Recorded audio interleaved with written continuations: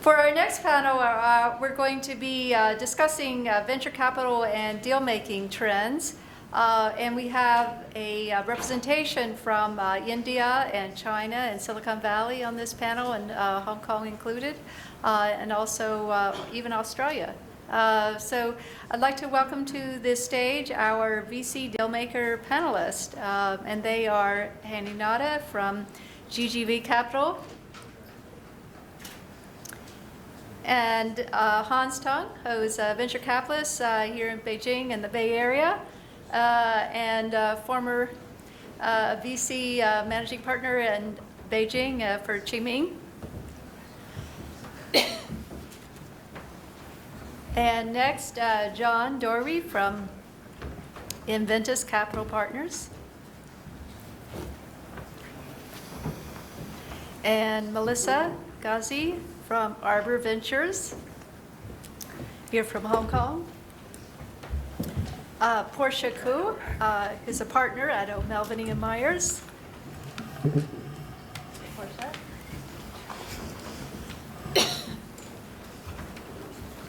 And Rob Treese, venture partner at Swisscom Ventures.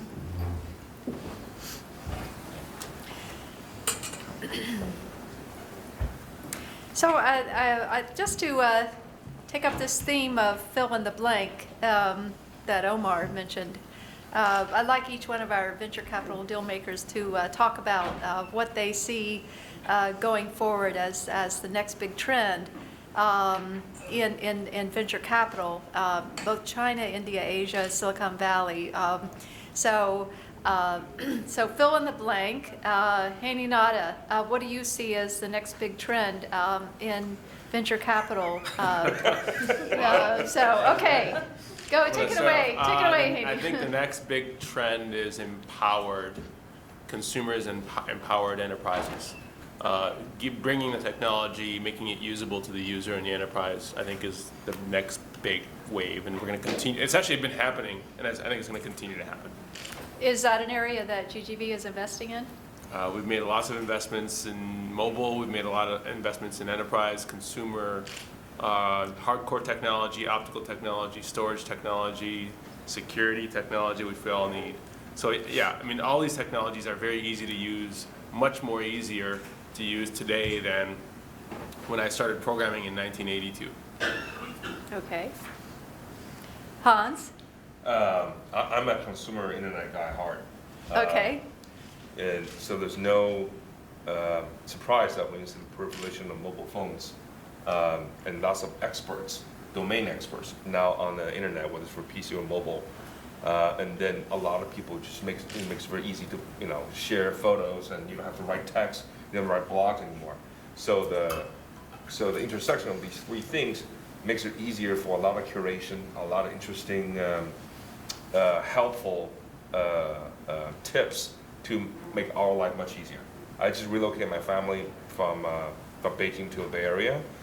Without Yelp, I wouldn't know how I could relocate so quickly. Right. Without eBay now, something I need to buy. I need to get this from Target, get this from Best Buy. Let's go to eBay now and get it in quickly. Right. All that stuff is only possible in this Yeah. day and age. It wouldn't be possible 5 years ago. Right. So for the next 10 years, you see a lot more of that.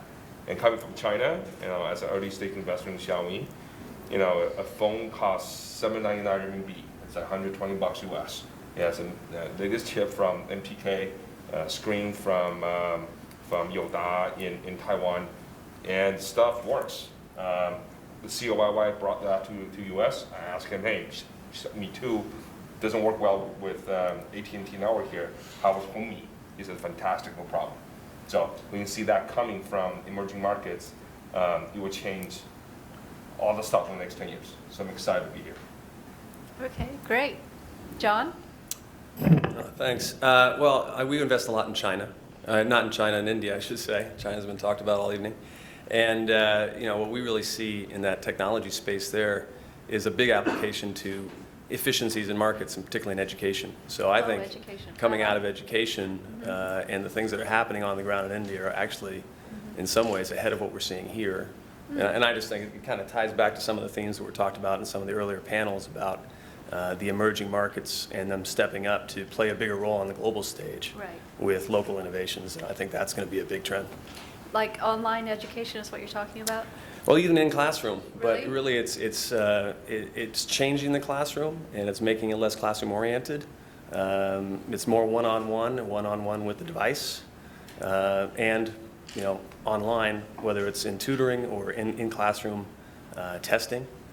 So that some really deep technologies and algorithms that can help you identify where each student is going wrong, and then that can identify that problem spot for the teacher to focus on versus they're always kind of feeling their way in general with 30 kids.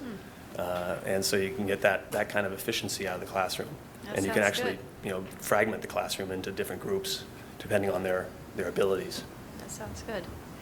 Melissa, I know you do a lot of investing in Southeast Asia and Hong Kong, and what do you see from your perspective of what is the fill in the blank next new trend? Well, I'm not sure it's a next new trend, but we're very focused on money flows. So anything related to the transfer of money or equity shares. So we focus predominantly on fintech. So whether that's enabling people to buy e-commerce, or whether that's disrupting SunGard and being able to trade 55 markets globally by using the cloud, or even on by mobile device. So we're focused on those disruptions. Asia is actually very, very different than the U.S. when it comes to the banking infrastructure and also how and when money's transferred. And just to give you an example, today, 50% of every equity trade is related to the commission is actually FX. So we think there's going to be a tremendous amount of innovation around how FX is done, not only on the exchange level, but also for e-commerce. Okay. So clean tech to fintech, right? Portia. Yeah. Actually, I just also relocated from Shanghai a year ago. So the trend I can talk about, I think, in addition to all the gentlemen and Melissa has mentioned, I think is healthcare. You have seen very healthy acquisition coming from the United States, and then the VC funds are very interested in investing in medical device and medical equipment. I'm happy to report that at least 2 of my clients seems to have disruptive technology developed. And also on the biotech side, I think now SFDA is very much into providing the green pathway for new drugs development to be moved to China. So I can see, I actually help some of my clients that in biotech, in phase 1 and phase 2 company here that cannot find funding here, and they are able to funding from China. So I think that's one of the sectors is going to be booming as well. Yeah. Yeah, this seems to be a trend as well, as this from China, moving from China to the Bay Area. There's a lot of people who are doing that these days. Okay, Rob? I think I've got a little bit of an orthogonal approach to your question. There's 2 things that I'm really thinking about these days. One is related to, I'll just call it low-cost disruption and exponential innovation. Horowitz has said that the cost of starting a software business has dropped, a startup has dropped 100x in the last 10 years. And, Andreessen said software is eating the world. And you start to look at that, and then the barriers to market entry have dropped so much that you can go after opportunities that weren't there before. The other thing related to that is how incredibly fast companies can scale and how incredibly fast they can spread from market to market. So that's one thing that I'm thinking about. And then the second thing is specifically looking at venture capital, and I think that we might have to stop using the term venture capital and think about more about innovation funding, because there's a lot of changes in terms of what's happening in terms of how companies are getting funded. Yeah. And I think we really need to take a good look at things that we might have poo-pooed, like crowdfunding or peer-to-peer lending or angel or micro VC. You can do a lot more with a lot few dollars, and that's having a ripple effect through venture capital and also just innovation funding more generally. Is there still a place for VC? I mean, there's on the private equity side, then you've got the VCs, and you got the angels, and you got the crowdfunding. Is there still a place for VCs, considering, particularly from China, there haven't been that many IPOs, at least not until quite recently. M&A is starting to pick up now. M&A and IPOs are picking up now. What is the place for China VCs and also India has the same issue? Not that many exits as of recent. If I can, I'll just start with some U.S. numbers, just to kind of level Okay. set. So if you just look at the overall, let's just call it the innovation financing market. If you think about PE, it's about $100 billion a year of money that's put to work. Venture capital's dropped from, let's say, $28 billion down to 24, $22 billion. Angel capital, and this doesn't include friends and family financing, is about $22 billion. If you look at corporate venture, that's around $6.5 million last year and definitely rising very quickly. I think crowdfunding was $750 million last year. Peer-to-peer lending is going to be a $5 billion market. Now, that's not all for innovation. That could be for starting a new dry cleaner or something. But I think this is going to be interesting in the sense that probably this year, you're probably going to have more angel capital deployed than venture capital. But you also see the private equity guys moving down into the venture Yeah. as they seek returns. Yeah, so where's the spot then for VCs? I'm just curious. Anyone else on that? So I think there is a excess capital on either sides of the barbell, whether it's the seed A rounds or the D pre-IPO rounds. And really, companies in the B to C rounds are struggling to find capital because there's very few funds that are sized that way. You're either a $100 million seed stage fund or a bunch of angels running around, writing $200,000 checks, or you're a big $1 billion plus fund that needs to write $50, $60, $70 million checks. So I think for VC firms like ours, of course, that can write these $5 to $10 to $15 million checks, there's plenty of opportunities. So we haven't seen it impact our business at all yet. It's actually great because the pipeline of deals, we're seeing more deals than ever. I mean, I probably see more deals than I care to nowadays, just because there's a lot of startups that gets funded and they can't get to the next stage to get funding. I mean, a seed fund will never write a $100 million, $10 million check. It's a tenth of their fund. So I think it's a great opportunity. And on the exit side, I think very few firms have the expertise to help companies get exit, and that's another opportunity for venture capital as well. Yeah. Are the angels a good filtering mechanism for the VCs? So I remember Bono, the singer from U2, coming into the venture capital business in 2000. Now you have guys like Ashton Kutcher, Lady Gaga coming into the venture capital market. Yeah. We'll see how good they are. Okay. It's still early days. What about crowdfunding? Is that any factor, or is it just too small, too naive to matter much? I'll jump in. I mean, I think you have to take it as a real part of the innovation financing ecosystem. There's obviously going to be a lot of dumb deals that are done, deals that shouldn't have gotten done. But the reality is you're going to get a lot of companies that are able to get to break even on crowdfunding money alone, and they're never going to have to go to venture capital. I think the other thing, just to build on Haney's comments, there is a role for VC. We talk about this seed to C phenomenon, where if you have the right value proposition as a venture startup, there's no shortage of good money that will chase you down. And you see these companies just explode, and they go from a seed round of financing directly skipping over an A, B, and they get into, at Series C type valuations, the high atmosphere valuations, and so there's plenty of those guys. But to Haney's point, there's the leftovers, the guys that are continuously funded by angel financing that don't have anywhere to go. And we talk about zombie VCs, but I think we're also going to have a real, everyone's calling it the Series A crunch. I think it's more like a Series B crunch. But I don't know what's going to happen with all of those companies that may be at break even, but don't have any chance of ever ringing the bell with a New York Stock Exchange IPO. We have a different problem actually in ASEAN and in Hong Kong. We actually don't have any real number of venture capitalists that are there.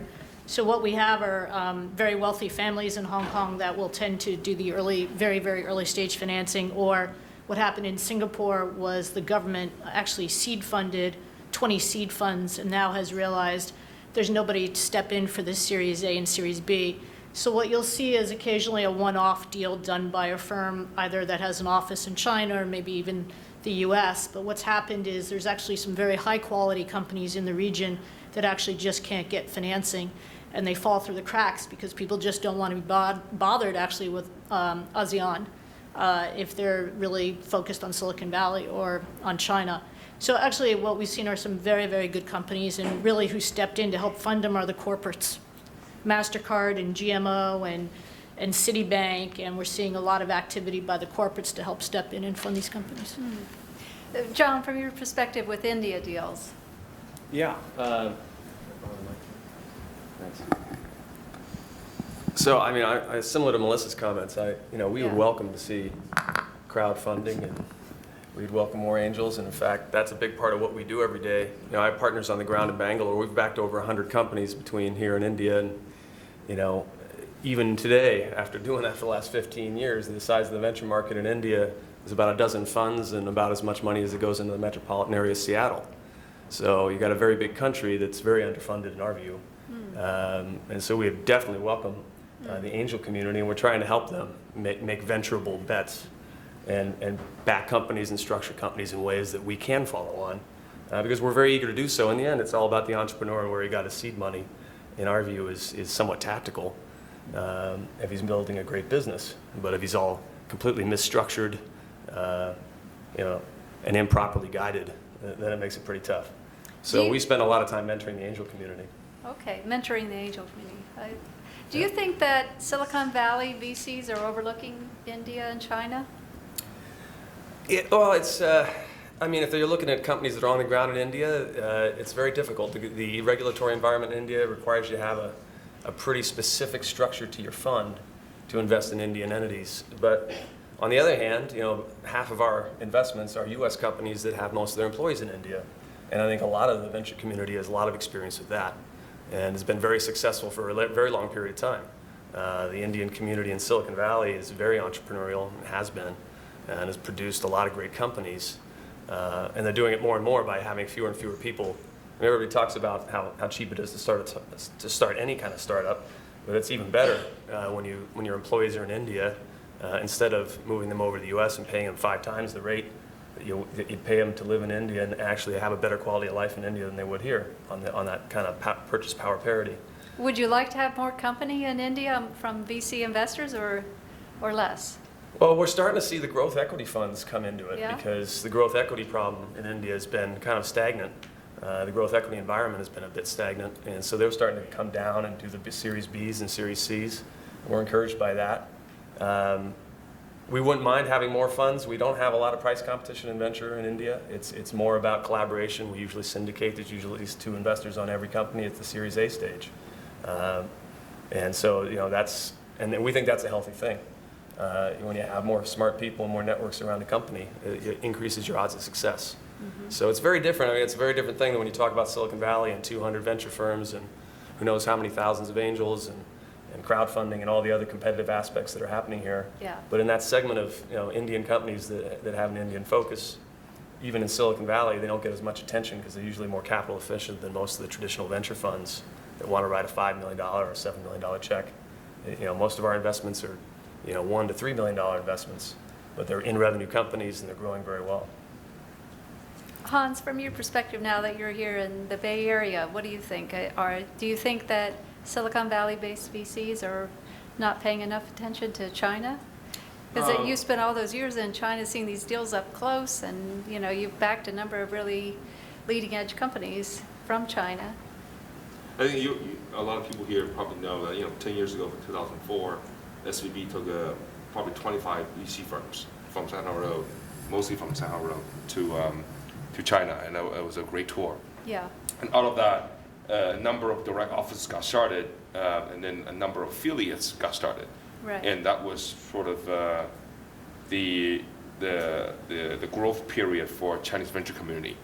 And over the last 8 years, a lot of U.S. firms pull back because, like Steve from Venrock said earlier, just such a different market. So you need people who are on the ground making investment decisions on the ground to adjust for that. So the affiliate model for some have worked out. The indigenous funds with U.S. training, but U.S. funding, but really people who have been working in China for a while have turned out to be a better model for the last 10 years. So are the ones that are not there, are they missing good opportunities in China? I think it's it's like as with startups, you can have a great idea, you have a great market, but the team or the economics wasn't right. It's hard to pull that off, and Uh-huh. it's very difficult for U.S. internet companies, whether it was Yahoo or Google or any one of you can name it, Amazon, to be a top tier company in China, because local management are not going to be empowered to make all these tough decisions to do things that U.S. headquarters would say, what the hell was that? I mean, what are these guys doing in China? What's going on? And you spend all the time explaining and trying to educate and try to communicate. It's not very effective. Okay. And over the last 12 months while I was in Beijing, I actually see 2 of the top 5 domestic Indian VC firms come through China. And when they meet me, usually through a mutual introduction, they actually read through our portfolio one by one. And I can ask very intelligent questions about a number of them. I was very impressed with the quality of questions they asked. They asked better questions than any of the US VCs who expressed interest in China. And they are, what they have told me is that India, in terms of internet development, it's about 100 million internet users now. It's like China back in 2004, 2005. And there are a number of issues with it, but you start seeing some of the growth. But because the growth is still, it's fast, but Indian consumers don't pay for online gaming, for example. They don't buy virtual items yet. The delivery infrastructure is poor, so e-commerce takes a while to ramp up. It's very inefficient from that standpoint. There are a number of market hurdles that prevent the company to grow at a faster pace, even though they could, because the demand is there. When that happens, I remember China, and Hanny knows it too, in 2004, 2005, and Porsche knows it too, everybody collaborate, all the VCs collaborate. But as soon as the market takes off and everybody can reach bigger funds, behavior change among VC firms. And so India, when some of the infrastructure bottlenecks get solved, I would be the first to guess that you'll see a very different VC behavior. That it'll be interesting. So has the deal climate heated up now in China and India? We see a number of companies now filing for IPOs. 2, I guess, just in the last few days from China. Qunar and 58.com. Of course, Alibaba's got its IPO in the wings as well. Redbus was acquired, right? Before getting my portfolio company just went public on Hong Kong Stock Exchange. Yeah, Hong Kong, right? Yeah, Hong Kong. Yeah. They didn't ask for the special treatment Alibaba asked for, so it was approved very easily. Okay. And then it was open. The issue price was 51, open at 60, and then trade up to a 65. So it's a $1 billion company now. How many more IPOs are we going to see from you will see- venture-backed China companies You will this see year? a lot in the next. This year? You will see a lot before the end of the year, for sure. A dozen? Yeah. No, it's already early October. You see 5 to 10 is already quite a bit. But I think if the market continues, the macros stay the same, then Q1, Q2, especially Q2 next year could be interesting. We'll see. Okay. But 91 Assistant being acquired by 1.9 billion. I mean, Yeah. no one thought that was Huge possible. deal, right? Yeah. So is M&A a better exit today than IPO? It depends on the ferocity of competition amongst the internet players. When Ali, Baidu, Tencent, 360, Kingsoft, Sina, Xiaomi, all those guys, as they fight over each other, then there's more reason for them to buy a company. Before it's like, why rush, right? Just take my time, reverse engineer, hire a bunch of people, or even try to recruit some of the people from the small players, and you're done. Now, so they're competing against each other.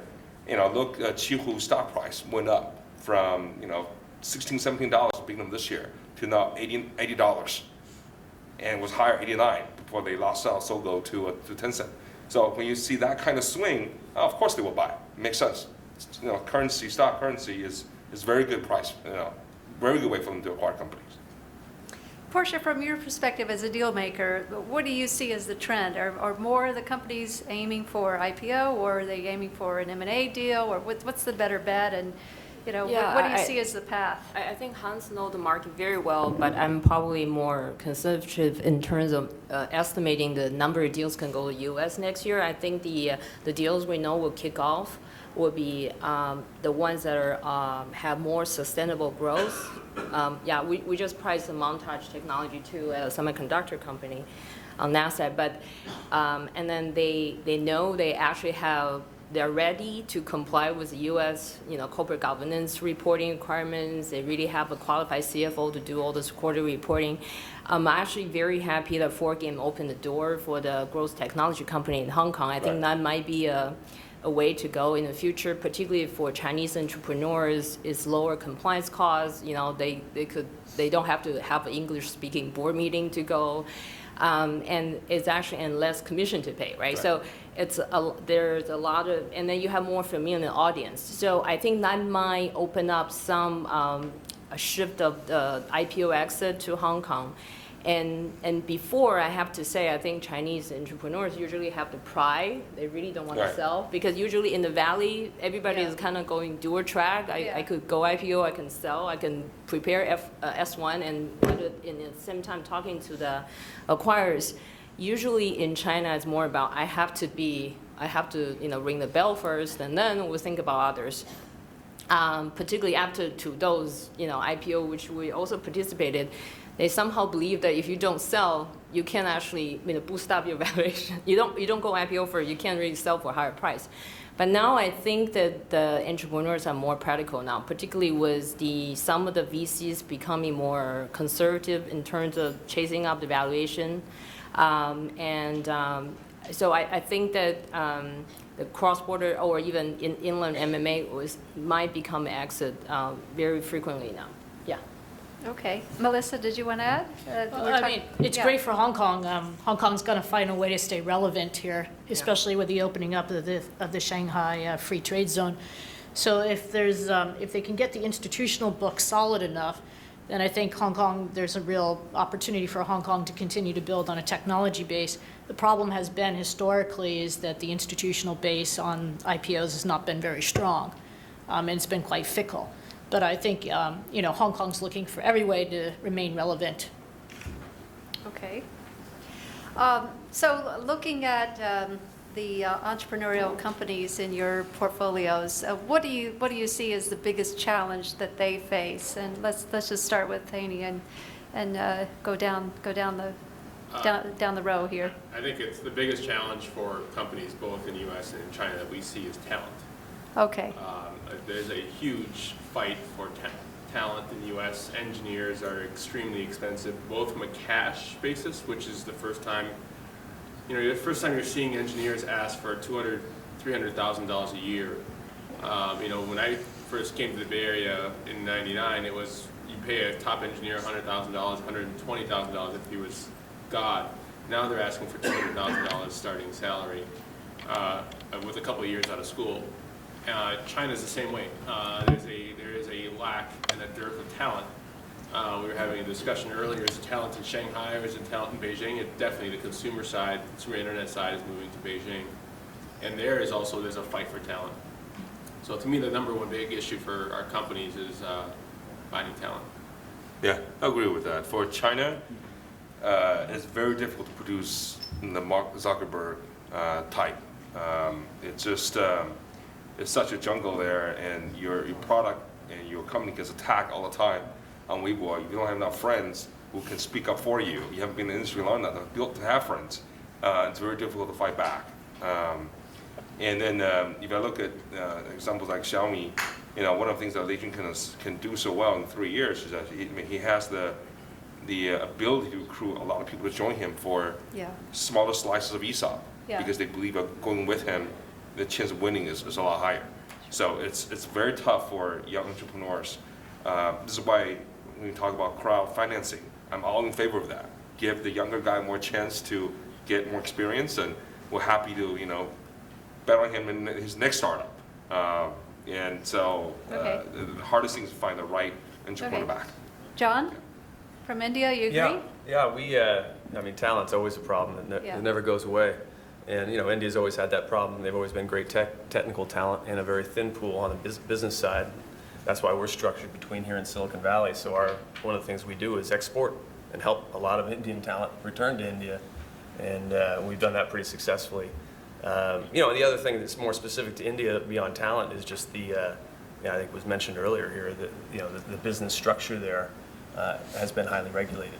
And we were very, very pleased to see that the Indian government just last week is now allowing Indian companies to go public outside of India.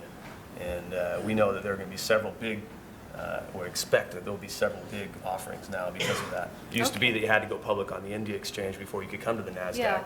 And that's no longer the case. So, Right, so I think companies like that'll- Just Dial had to file and go public in India first, and Right. all these other ones. Right. Yeah. Right. So there seems to be an agreement on the talent issue. What about all the copycat era? Is that still going strong? Is that fading at all? Are we starting to see some more original innovation from China and India? Or is it still kind of copy everything that the West has done? I think you don't create real wealth from copy. Okay, you don't create real wealth Well, from copy. let me So- add on that and say, just been here in a few months this year, meeting some of the startups. It's very interesting here. The consumer internet companies, the entrepreneurs, are very good at building tools, and then monetize traffic through advertising. But advertising is a very hard business to scale. You can get to $20, $10, $30 million run rate, but you scale to $200, $300, $400 million annual run rate. That becomes a different kind of a game. A lot of startups in the US can't crack that. That's why M&A happened more. But in China, over the last 10 years, the only way to survive is through finding out ways for companies to get a user to pay money for value-add services, like virtual items or what have you. That know-how gets built in the last 10 years. So the Chinese guys, once they have the user base, they can definitely monetize. Monetization is not as much of an issue. And they can get to the size big enough to go public. Even though in the grand scheme of things, they're still small, but getting $120 million a year in value-add services revenue is not as difficult as doing that in advertising. And I think some of the, Hanny, they have a great portfolio company, YY, $2.6, $3 billion market cap now. And they have an amazing voice IM that allows 1,000 people to communicate with each other. And a lot of shows on that thing. And when we show that to US startups, a lot of entrepreneurs, as smart as they are, have never seen that before. Never thought about it in that way. Never figured out how to get, there's so many self-help, people looking for self-help in the US. Buy books, buy videos. None of them spend that money on the internet from a real internet application service provider. I think with the right DNA, the right experience, you can actually build interesting companies in the US, borrowing principle from China. But you won't be the Chinese guys doing it because they don't know the US market very well. So I'm excited to see what in the next 5 years, can you see more Zynga in other fields in the US in consumer internet space, borrowing the principles from Japan, Korea, and China, and do that. Okay, I've seen yeah, more yeah. business model innovation coming out of China than the US. More business model innovation, but not necessarily technology innovation. Yeah, okay. Well, Yeah, okay, Rob? Rob, They're related. sorry. I actually think Silicon Valley's got a blind spot to some of the innovations that are coming out of Asia. As an example, just a show of hands, how many of you know Line, the mobile social network? So Line grew to 100 million users in half the speed of Facebook. It's a mobile social network that's big in Asia. They grew by 50%. In the Q1 of this year, they went from 100 million users to 150. And yet we're sitting here in Silicon Valley and, we call ourselves tech savvy, mobile savvy.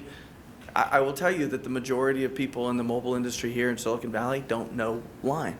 but a lot of people know WhatsApp, right? Yeah. Who doesn't know WhatsApp?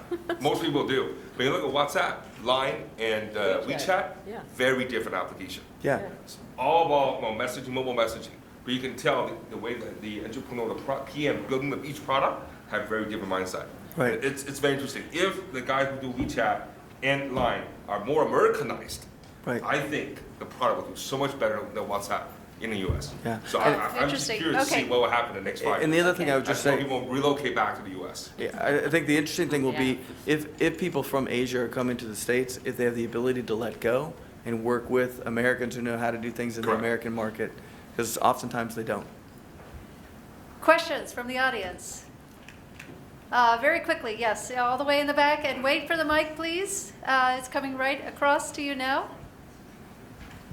And what's your name, please? Hi, Manav Singh. I'm a partner with SOA Projects.